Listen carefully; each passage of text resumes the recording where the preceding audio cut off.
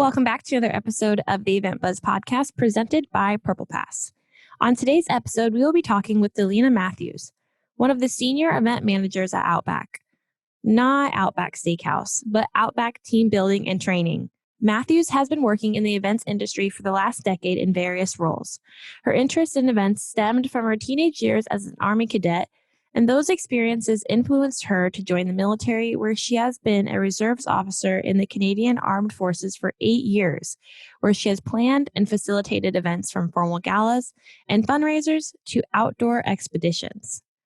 Matthew started working with Outback Team Building and Training in 2013 as a full-time employee, and over the past several years as a contract event manager and product developer. Hi, Dolena. We are so excited to have you on the show. How are you doing this morning? I'm good, Savannah. Thanks for having me.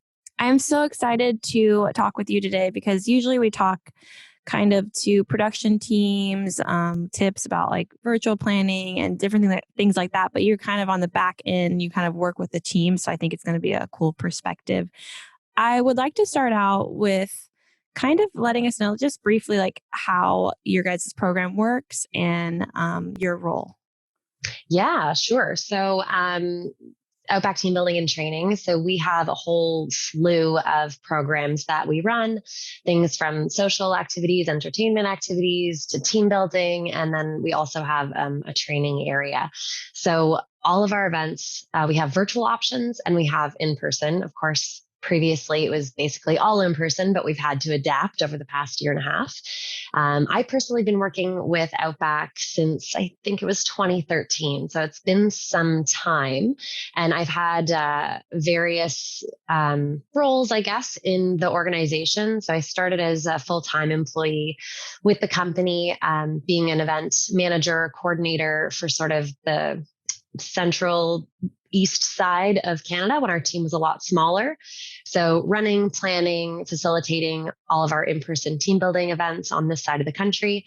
And as we've grown throughout the years, now I'm a contractor. So I'm an event manager, an event coordinator. So I also run the activities. And then I also assist with product development and copywriting.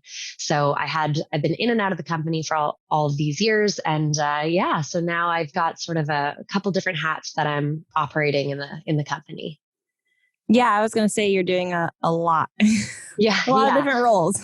That's right. Yeah. Awesome. Yeah, it sounds pretty cool. When I was looking into everything you guys do, you do a lot of different, like really unique activities, which I think is great for teams. I wanted to ask if you have like noticed, like, what do you think are the biggest benefits you see from businesses hosting these types of team building events? Because I know people are like, do we need to do it? Is it necessary? Like, do you see like long-term benefits from it? Yeah, that's a really good question. And I think that is a really common question, especially when companies are paying for these services. Like, Is it worth it? And I would say, well, obviously, maybe I'm a bit biased, but absolutely, I would say it's worth it. And it really does help the team. Like, there's a buzzword, company culture that people say a lot, but it really is true. Like, company culture is so important in small and large companies because you want your team to want to go to work. Like, people want to enjoy what they do.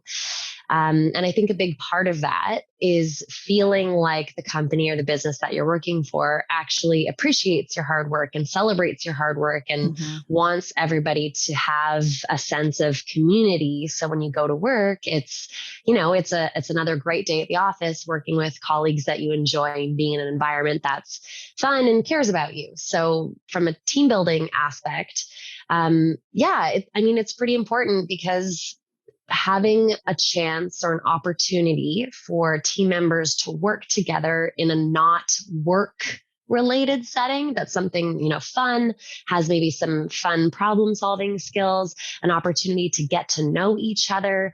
All that really does is it really, breaks down silos. It gets everybody to get a better understanding of where people come from, who they are, a little more about each other's personalities, which it just only improves communication throughout the business, throughout the companies, throughout the teams. It instills that collaboration, which of course, from work perspective is really really important, because how often is one person working alone on one project or in one role? It's very uncommon. So having that teamwork and being able to talk to somebody that you have a little bit more of an understanding, about them is just really benefiting the whole workflow of the team, which makes, more production, better production, more efficiencies. So it's a win-win-win all around. Yeah. And I was thinking about this too, because you guys have kind of shifted from in-person to more virtual with COVID and stuff. We've done some team building stuff, and it's actually really nice because you're messaging this person online and you don't really even know who you're talking so to. True. Yeah. You know what I mean? It's a weird concept because you're talking to this person and you know them, but you don't. And then you meet them and you're like, oh, hey. Yeah, it's true. And so many people have been hired in new roles over the past, what is it? I guess year and a half now. I can't believe how long it's been since everyone's been remote. But so many people haven't met their boss or their peers or their direct reports. They've just seen them in the screen, just their face, and just emails. So there's like a huge disconnect right now of people actually knowing who they work with every day. It's crazy. Like who would have thought that we'd be kind of at this point? It's pretty intense. Yeah, it's definitely weird if you think about it. But yeah, I totally agree. It's kind of like you're investing in your employees and just showing them that they're not just a number, that you actually care, that, it's more of a community. And I can see how it would make communication so much better. So I think it's definitely a great idea to do these types of activities with your team. And I wanted to ask, since we talked about virtual, what are some different types of virtual experiences you've done with remote teams that kind of work? Because it's hard. It's hard, I don't. Oh yeah. That's a challenge. I think what is it called? The screen fatigue. It's real. Yeah. It's a real thing, especially at the beginning of this pandemic. Like nobody wanted to sit in front of their screen anymore to have another work-related activity. But I'm very happy to say, from all of the different events that we've offered virtually, one of the biggest pieces of feedback is that, people didn't feel like they were sitting in another meeting, another Zoom meeting. It felt like they were more in a room with their peers, with their colleagues, having fun, doing something enjoyable. So it's interesting when right before the pandemic, actually, we started offering a lot more remote hosted activities where our coordinator would be up on a screen and everybody would be in person. So that was something that was being offered to be a bit more flexible for our customers. Mm-hmm. And we were talking about getting some of our activities to be virtual. And then boom, the pandemic happened and it was like, oh, guess we got to get on that a little faster. Yeah. So a lot of our sort of app related activities was pretty quick for us to turn them around to make them completely virtual, which was huge. So we started with, I think, about 4 of our events that we were able to transition. And now we have, I don't know, maybe around 8 to 10-ish, maybe, including some holiday events and that sort of thing.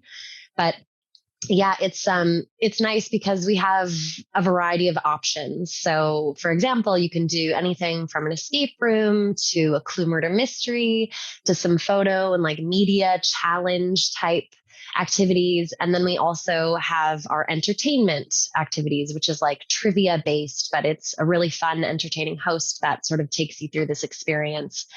So we've got quite the wide variety. And I would say kudos to all these businesses and companies, because everybody's been getting so creative with virtual options to do fun things with their teams. There's cooking classes and cocktail classes. And people have just been doing all kinds of interesting things. But I know for us, for our, at Outback, we have a really good diverse type of activities that people, have been coming back for different ones, which is great. And everybody's been loving them.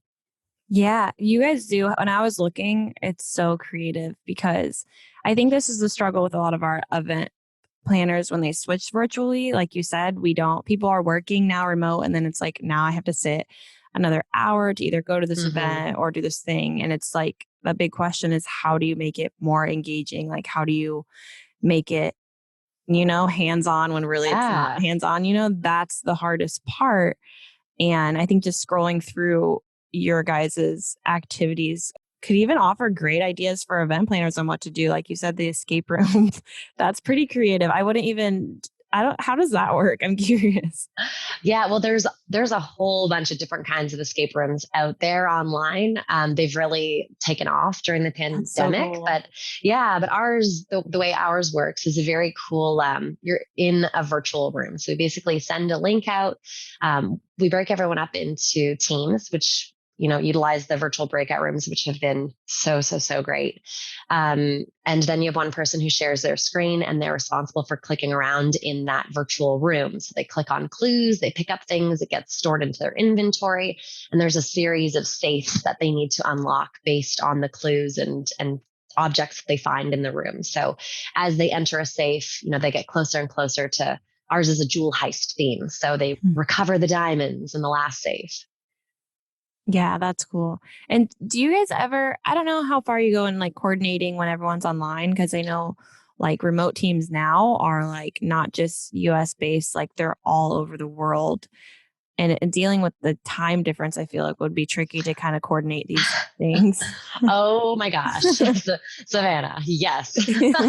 Time zones can be very tricky. But I will say, like for Outback, our team overall has, because it's grown so much, we're already in so many different time zones. Like we're East Coast to West Coast. We even have a coordinator who's located in Egypt right now.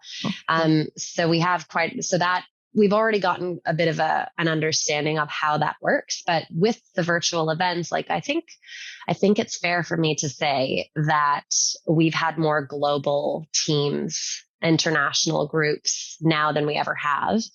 And so if you can imagine setting up like a Zoom meeting, right? Putting in the time and then applying that time into different booking sheets and individuals' calendars. So you have to consider our head office is located in Vancouver, which is Pacific time. Mm-hmm. And then the coordinator running it might be in Eastern time in, North America somewhere. And then the actual event itself might be taking place in the UK or Singapore. So there's like, it could be up to 3 to 4 different time zones. And in that team, maybe they have a global team where they're in the US, they're in Canada, they're in UK, they're in Germany, all these different places. So it can get a little tricky, but we do it. We make it work. Yeah. So I have to ask this question. What would you say to someone that says, these team building activities are a waste of time, and for the time they spent, they could have been getting their work done? Because I've heard this so many times. What would you say to someone that says that? Because time is money, Yeah, well, to be frank, if that was like, sounds like something like a senior person would say who has people working under them. And from a leadership perspective, I would say that is definitely not how you're going to have it's not a good outlook on how to have a solid working, well-oiled machine team. If you're just driving the hammer, getting everybody heads down, get to work, you're not going to have good retention with your team. Yeah. You're going to have to continuously retrain people. You might have, people just aren't going to enjoy what they do. Like they want to feel cared about. They want to feel like their job matters, not that they're just, like you said earlier, like a number. Yeah, exactly. Yeah. It's the work culture is definitely changing. And I think with COVID, like I hate when I say like, it kind of like helped. Like I hate when I find a positive out of it, 'cause it was such an awful thing, but it's definitely shifted to where people see like, okay, we can work remote now and we can kind of do different things. And it's also made people be so much more creative and stuff. But I do think it's helped businesses like become more open with, their team and what their team can really do and how valuable their team is. So yeah. And flexibility, I think, has been huge, right? Because everyone, not just employees, like kids, everybody, family members, everybody's at home. So having a kid screaming in the background, someone having to dip out of a meeting to help their child with homework, or a dog barking, like these are just things that happen in day-to-day life. And we've all had to kind of come accustomed to that and be okay with it, because that's just how the world works. And I think it's a good thing, because, in the future, and it's clearly showing the work still gets done, right? Like so many businesses have grown, like huge growth in a lot of industries through the pandemic. And that's just telling you that people can make it work. People can take accountability and ownership of their role and their job and get the work done, even if they're working from home. Yeah. And I remember reading something a while back where it's shifted, where people aren't really looking so much at the paycheck and what they're making versus flexibility. Flexibility is becoming a higher priority than, the amount of money. Yeah. I feel like that makes a lot of sense. I know. Totally. It's cool. Like everyone is we've finally been like, you know what, this is great. Like we can work, but we can also be with our family. We can also, have time to do this and stuff. Yeah. That balance, life-work balance. Yeah. So that's been nice, but it's been a weird year, weird, I guess almost 2 years, which is wild to say. Yes. Oh my gosh, I know. Yes. But yeah, what you guys are doing is really cool. And I kind of just wanted to introduce that to people so they see that, like, make time for your team, let them know they're valuable, and do activities that can help people bond and communicate better, because it's so important. Yeah, agreed. Yeah, but that's all I have for you. If there's anything else you wanted to add, you're welcome to. But if not, I'll let you get on with your day. Great. Well, yeah. Well, thank you so much. It's been really fun, and always happy to chat about what I'm passionate about. I know. Events, so it was great. Thank you. Yeah.